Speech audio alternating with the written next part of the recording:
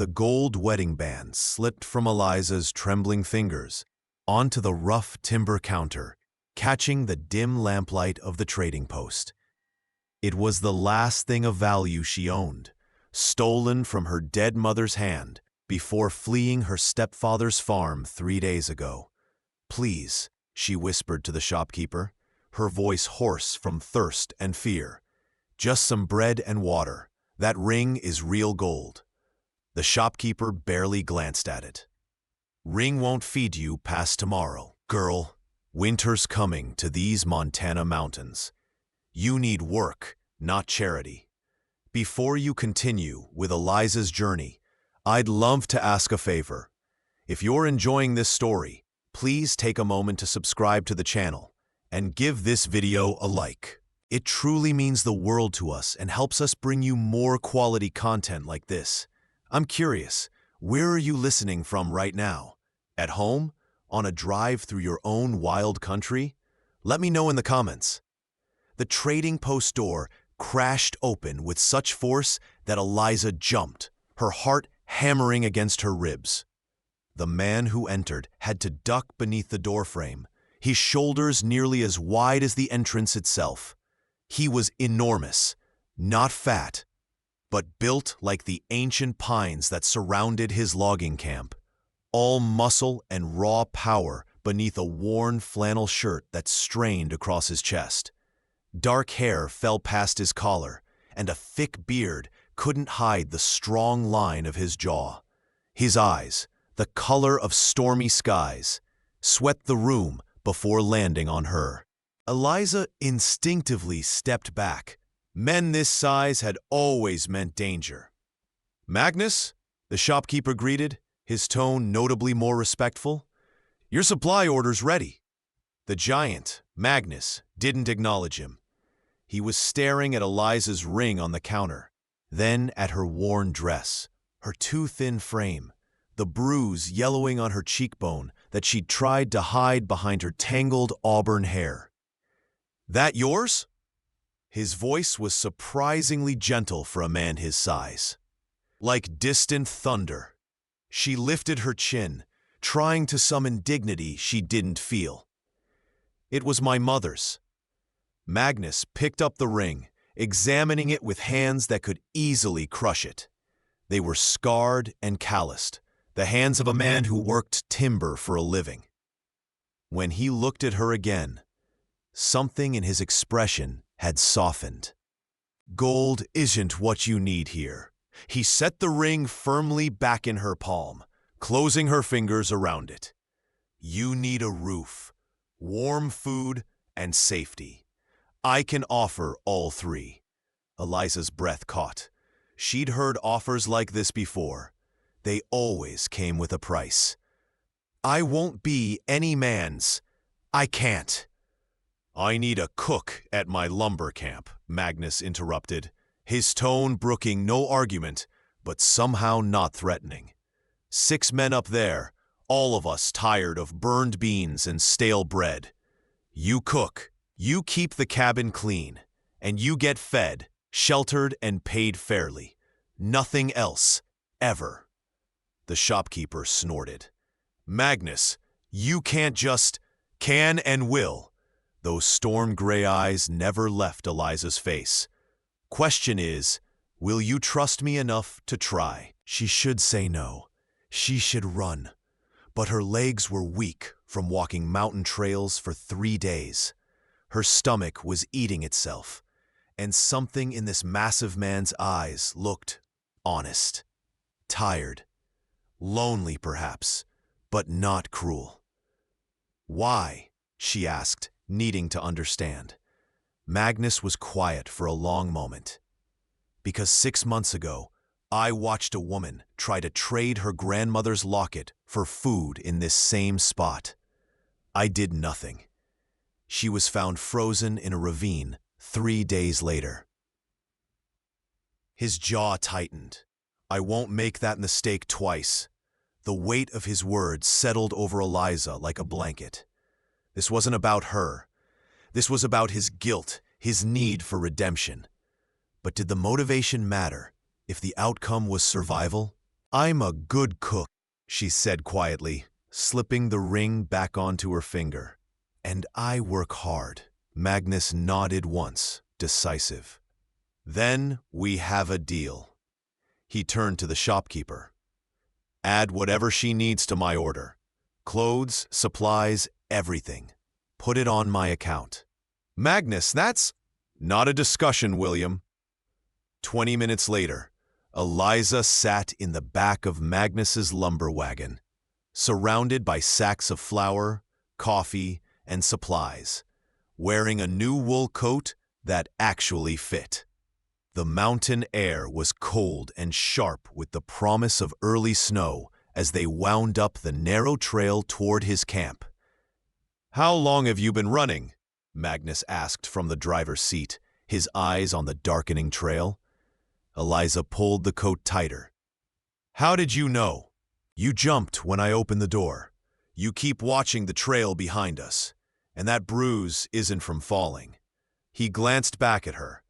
I won't ask who you're running from, but they won't find you at my camp.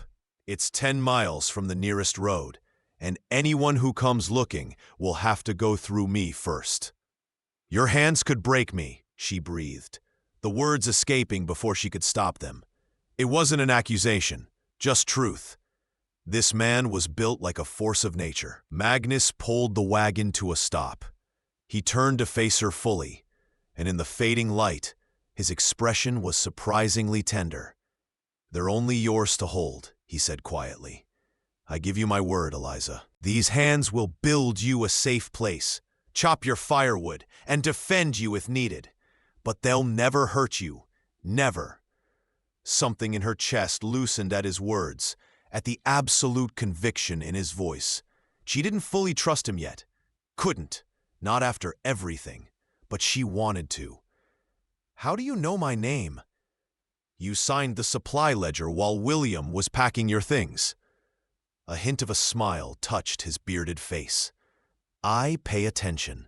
The lumber camp emerged from the forest like something from a fairy tale.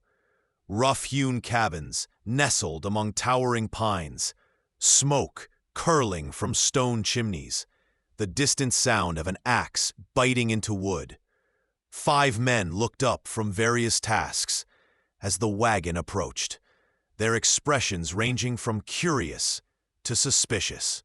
Boys, Magnus called as he helped Eliza down, his hands careful, never gripping too tight. This is Miss Eliza. She'll be cooking and keeping house. Anyone who makes her uncomfortable answers to me. Clear? The men exchanged glances but nodded. One, a sandy-haired man with kind eyes, stepped forward. Ma'am, I'm Thomas. Welcome to Magnus's Mountain. That's not what it's called, Magnus muttered, but there was no real annoyance in his tone. Over the following days, Eliza discovered a routine that felt almost like peace. She woke before dawn to start coffee and fry salt pork, made enormous pots of stew and fresh bread that the men devoured like starving wolves. They were rough men, hardened by brutal work, but Magnus's word was law. They treated her with cautious respect, averting their eyes when she passed, thanking her quietly for meals. Magnus himself was a study in contradictions. He could fell a tree twice as fast as any other man, his muscles bunching and flexing as he swung his axe with devastating precision. But when he taught her to split kindling for the stove, his hands were patient over hers, guiding without controlling. Gentle on the upswing, then let gravity do the work, he instructed, standing behind her. She could feel the heat radiating from his massive frame, smell pine sap and honest sweat. There, perfect. When she successfully split the log, his rare smile was worth more than gold. But nights were hard, alone in the small room Magnus had given her. His own room, she learned later. He'd moved into the bunkhouse with his men. Eliza would wake gasping from nightmares of her stepfather's heavy footsteps, his rough hands, his whiskey-soaked breath promising things that made her skin crawl. One night, 2 weeks into her stay, she woke screaming. Magnus was there within seconds, filling her doorway with his enormous frame. "Eliza!" She scrambled back against the headboard, heart racing, trapped between nightmare and reality. "Don't! I'm not coming closer." He raised his hands, showing her they were empty, non-threatening. "You're safe. You're at the camp. No one's here but me, and I'm not coming in unless you ask." Slowly, his calm voice anchored her. The terror receded enough for shame to replace it. "I'm sorry. I didn't mean to wake everyone. The men sleep through worse. Logging camps aren't quiet." He leaned against the doorframe, making himself smaller somehow despite his size. "Bad dream?" She nodded, unable to speak past the tightness in her throat.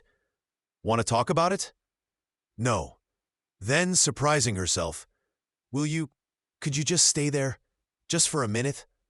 Magnus slid down to sit in the doorway, his back against the frame, giving her his profile rather than his full attention, somehow understanding that being watched would make it worse. "I'll stay as long as you need." She studied him in the dim moonlight, filtering through her window. Even seated, he was imposing. But there was something inherently protective about how he positioned himself, between her and the world, but not blocking her escape. "My stepfather," she heard herself say. "After Mama died, he said I owed him. For food, for shelter. Said I'd work off the debt on my back, or he'd take it anyway," Magnus finished, his voice gone hard as iron. "I ran, but I keep thinking he'll find me, that no place is far enough." Magnus was quiet for a long moment. When he spoke, his words were careful, weighted. "I lost someone once. My wife, Anna. Fever took her 3 winters back." His hand unconsciously touched a scar on his forearm. "She was small, like you, kind. She used to say I was gentle despite my size, like it was some kind of miracle." "It is," Eliza whispered. He glanced back at her, and in his eyes she saw echoes of her own pain. Different grief, but just as deep. "I made her a promise the day we married, that these hands would only ever build, never destroy, that my strength would be her shelter, not her cage." His voice roughened. "I kept that promise until the day she died, and I'll keep it for every person who needs it after." "Is that why you helped me?" "Partly, but also because when I saw you in that trading post, trying to trade away the last piece of your mother." He shook his head. "I saw a woman worth saving. Not because you're broken, but because you're still fighting. That takes more strength than swinging an axe ever will." Something warm unfurled in Eliza's chest. "Thank you. For the doorway." Magnus's smile was soft. "Anytime." He stayed until her breathing evened out, until sleep pulled her under again, this time without nightmares. The pattern repeated over the following weeks. Eliza would wake in terror, and Magnus would appear, taking his post in the doorway until she felt safe enough to sleep. They began talking during those vigils, about her mother's lavender garden, his childhood learning timber from his Swedish father, the small joys they'd each lost and were trying to find again. During the days, he taught her survival skills with the same patience he'd shown with the kindling. How to read weather in the color of the sky, how to track deer through snow, how to shoot his rifle, standing behind her, his large hands adjusting her grip, his voice low and steady. "Breathe out slowly. Squeeze. Don't pull." When she hit the target, his whoop of pride made her laugh for the first time since her mother's death. "You're a natural," he declared, his grin transforming his usually serious face. "I have a good teacher." Their eyes met and held.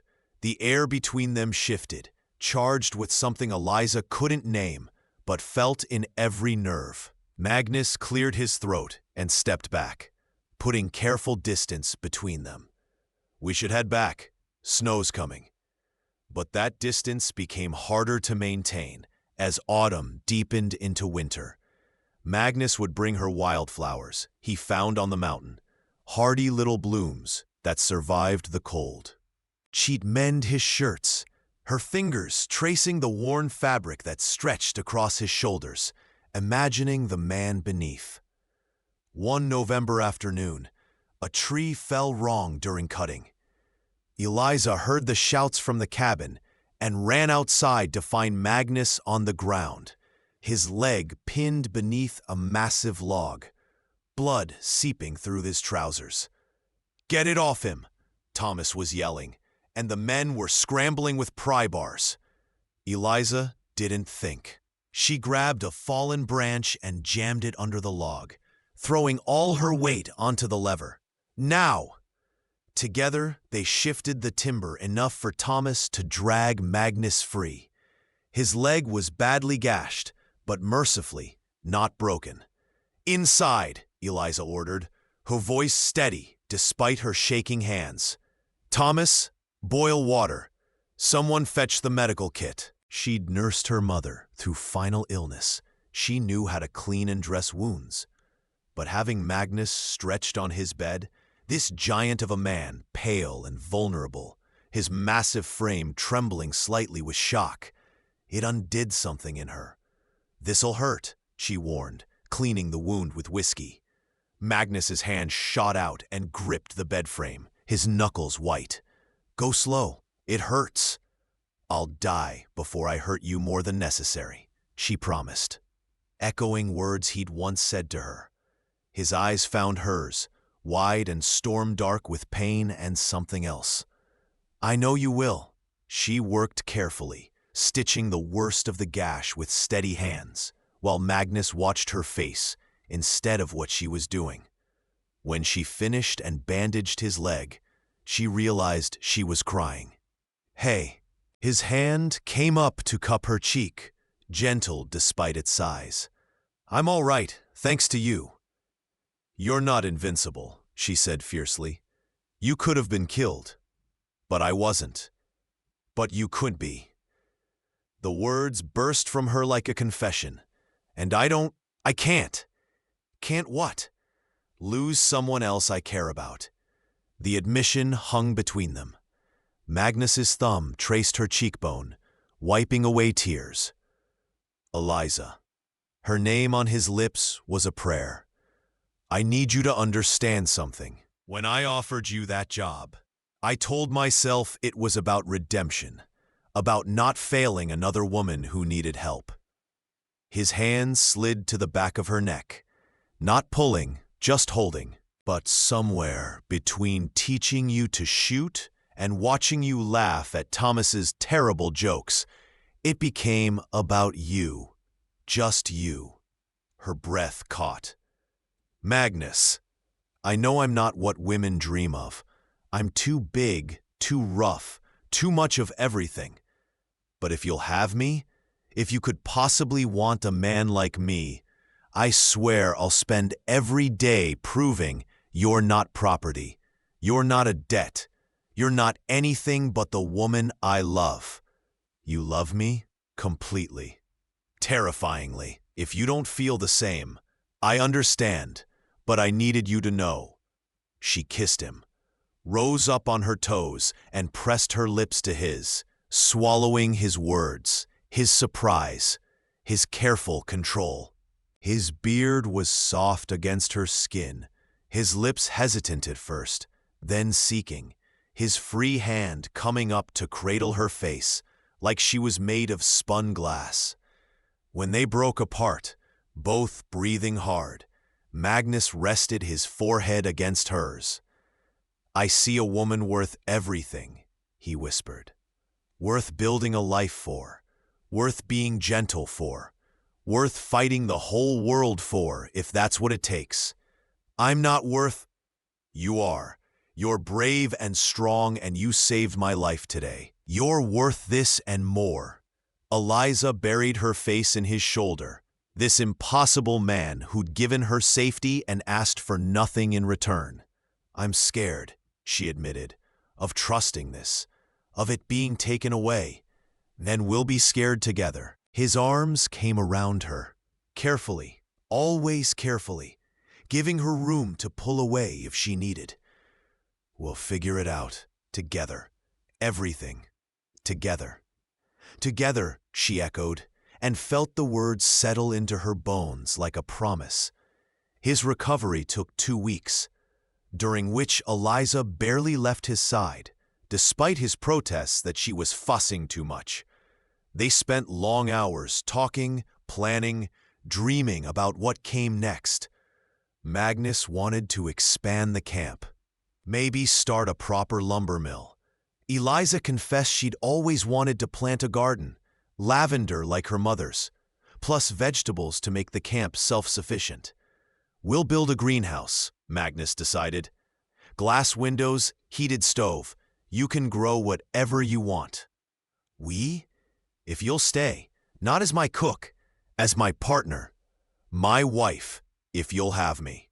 She studied his face, this good, gentle giant of a man who'd given her back her life. "Asked me properly." Magnus shifted on the bed, grimacing at his healing leg, and took her hand in both of his. "Eliza Moore, will you marry me? Will you let me spend the rest of my life proving that you're safe, you're valued, and you're loved beyond measure? I don't have much, just this camp, these mountains, and these hands that are only yours to hold. But I swear I'll build you a life worth living." Joy bubbled up in her chest, bright and unexpected. "Yes, yes, Magnus Anderson, I'll marry you." His kiss was tender and thorough, his hands framing her face like she was precious. When he pulled back, his smile was radiant. "I'll make you happy," he promised. "You already do." But happiness, they learned, was something you had to fight for. 2 days before Christmas, a stranger rode into camp asking questions. Eliza was in the main cabin when Thomas burst through the door, his face grim. "There's a man at the ridge asking about a runaway girl, auburn hair, thin, might be traveling with a stolen gold ring." Ice flooded Eliza's veins. "Jasper." Magnus, still favoring his healing leg slightly, moved between her and the door. "He's not taking you." "You don't understand. He has legal rights. As my stepfather, he can." "I don't care what some corrupt law says. You're under my protection now." Magnus pulled on his coat and checked his rifle. "Thomas, gather the men. No one goes near the main cabin except me." "Magnus, he's dangerous. So am I when someone threatens what's mine." He left before she could argue further. Through the window, Eliza watched him stride toward the ridge, his massive frame somehow even more imposing with purpose. 4 of his men followed, armed and grim-faced. The confrontation lasted 10 minutes, long enough for Eliza's heart to nearly beat out of her chest. She couldn't hear words, but she saw Magnus standing toe-to-toe with a weasel-faced man on horseback, saw Jasper try to push past, saw Magnus plant himself like a mountain. Then Jasper drew a pistol. Eliza screamed and ran outside, but Thomas caught her. "Don't! You'll distract him." The gunshot cracked through the cold air, but it was Jasper who fell, clutching his shoulder, his pistol in the snow. Magnus stood with his own rifle still raised, his face carved from stone. "I'm a patient man," Magnus said, his voice carrying across the camp. "But you just aimed a weapon at me on my land while trying to kidnap a woman under my protection. Montana law is real clear about that. She's my property. She's a person, and she's staying here. You have 2 choices. Ride away now, or I'll drag you to the sheriff in Whitefish and let him sort out who has a legal claim to what." But I guarantee, when he hears about forced labor and assault, you won't like his answer. Jasper, bleeding and beaten, somehow hauled himself back onto his horse. This isn't over. Yes, Magnus said flatly. It is, because if I see you near this mountain again, I won't aim for your shoulder. Clear? Jasper spat into the snow and rode away, hunched and bitter. Magnus lowered his rifle and turned to find Eliza running toward him. She crashed into his chest hard enough to make him grunt, her arms wrapping around his waist. "You could have been killed," she sobbed. "But I wasn't." He held her tight, one hand cupping the back of her head. "He's gone, Eliza. He's gone, and he's not coming back." "How can you be sure?" "Because men like him are cowards. They only prey on those they think can't fight back. But you're not alone anymore. You have me, and these mountains, and a whole camp of stubborn loggers who'd walk through fire for the woman who makes their coffee exactly right." He pulled back enough to see her face. "You're safe. Finally. Truly safe." She believed him. For the first time since her mother's death, she believed the nightmare was actually over. They married on Christmas Eve in the camp's largest cabin, decorated with pine boughs and candlelight. Thomas officiated, reading from a worn Bible while Magnus and Eliza stood hand in hand before their small community. She wore a simple green dress that Magnus had commissioned from town, the first new dress she'd owned in years. "Do you, Magnus Anderson, take Eliza Moore to be your wife?" "I do, for all my days." "Then, and do you, Eliza Moore, take Magnus Anderson to be your husband?" She looked up at this gentle giant who'd saved her life in every way that mattered. "I do, for all my days." When Magnus kissed her, his men cheered, and someone started a fiddle tune, and for hours they celebrated with music and food and laughter that echoed through the mountains. That night, in the cabin, Magnus had expanded and improved over the past weeks, adding a real bed, glass windows, a proper cook stove. He carried her over the threshold with ease. "Welcome home, Mrs. Anderson," he murmured against her hair.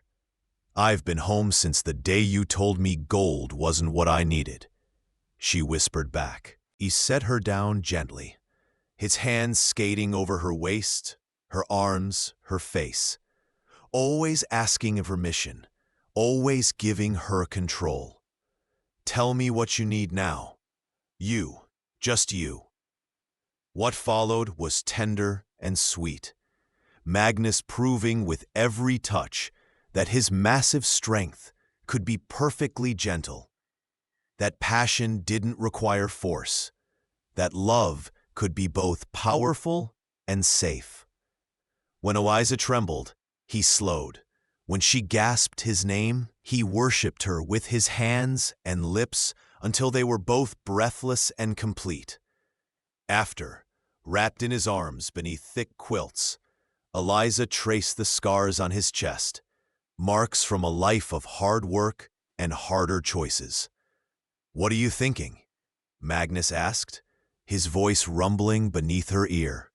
"That I came to this mountain with nothing but a gold ring and terror in my heart, and I found everything I needed." "We found each other," he corrected. "Two broken people building something whole." "Are we whole now?" "Getting there. Every day, a little." Eliza's garden flourished in the greenhouse Magnus built, filling the camp with the scent of growing things. She discovered she was pregnant in May, and Magnus wept with joy, his large hand spanning her still flat belly with wonder. "A baby," he kept saying. "We're having a baby." "Are you scared?" she asked. "Terrified. What if I'm too rough, too clumsy? What if—" "Magnus, She covered his hand with hers. "You're the gentlest man I know. Our child will be lucky to have you as a father." Their daughter was born in January during a snowstorm, tiny and perfect, with Magnus's dark hair and Eliza's stubborn chin. Magnus held her with shaking hands, this massive man, cradling a 7-pound miracle, tears streaming into his beard. "She's so small," he whispered. "So were you once," Eliza said, exhausted but happy. "What should we name her?" "Anna, for the woman who taught you to be gentle." Magnus's face crumpled. "Are you sure?" "I'm sure. She'd want her memory to live on in love, not just grief." Little Anna Anderson grew strong in the mountain air, surrounded by rough-handed loggers who treated her like a princess and taught her to climb trees before she could properly walk. Eliza expanded her garden, selling herbs and vegetables to nearby settlements, building her own small business. Magnus's lumber mill thrived, his reputation for fair dealing and quality wood spreading throughout Montana. They added rooms to the cabin as their family grew. 2 more children, a son named Thomas and another daughter called Rose. On their 10th anniversary, Magnus and Eliza stood on the ridge where he'd faced down Jasper, watching the sunset paint the mountains gold and purple. 3 children played in the meadow below, their laughter carrying on the wind. "Do you ever regret it?" Magnus asked. "Staying here instead of finding a city, an easier life?" Eliza took his hand, those capable hands that had built her a home, a family, a future. "Not for a single moment. You gave me everything when you said gold wasn't what I needed." "What was it you needed?" "Safety, purpose, love." She leaned into his side, fitting perfectly beneath his arm despite their size difference. "You. I needed you, even before I knew it." Magnus kissed the top of her head. "My hands are still only yours to hold." "I know, and my heart is only yours to keep." As the stars emerged above Magnus's mountain, the family walked home together, a gentle giant, his brave wife, and the children they'd created from love and second chances. Behind them, the lumber camp glowed with lamplight and promise, a testament to what 2 broken people could build when they chose to trust, to hope, to love. And in the garden greenhouse, lavender bloomed even in winter, filling the cold air with the scent of home. Thank you so much for listening to this story. I'd love to know where you're enjoying this tale from. Are you listening at home, during your commute, or perhaps while working? Please subscribe to the From Wild West channel and share your thoughts in the comments below. What did you think of Magnus and Eliza's journey? Your feedback means the world to us.